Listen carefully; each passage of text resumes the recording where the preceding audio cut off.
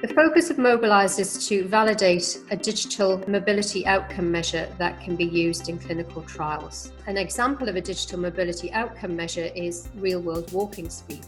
What we don't know is whether the best measure of mobility is in fact the speed of walking or the kinetics of that walk. And there are many possible things to measure. And that's the first challenge for Mobilise. And the second challenge is to show how those mobility measurements predict whether people fall or not, whether they get hospitalized or not, whether they lose their independence, and finally, whether they die or not. Ideally, we'd like to measure that across different diseases because mobility is a vital sign, like blood pressure and pulse.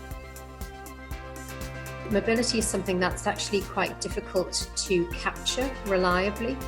We can ask people how much they move. And this can be notoriously unreliable. Or we could ask them to do a test in a clinic or in a lab where we say, how fast can you walk? That's actually a pretty good predictor of how healthy you are, but it's also cumbersome and kind of artificial, and it doesn't tell us what you do in your day-to-day life. Mobilise will ask people to wear a very small device, and what this device will do is measure someone's mobility as they're going about their day-to-day activities. And that will allow us to get this big picture, if you like, of mobility rather than a snapshot in time.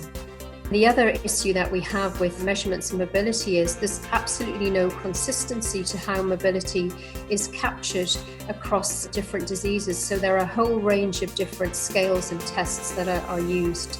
So the ability to be able to measure mobility with a common tool and capture it in a way that really represents mobility loss as we would see across a range of populations is important.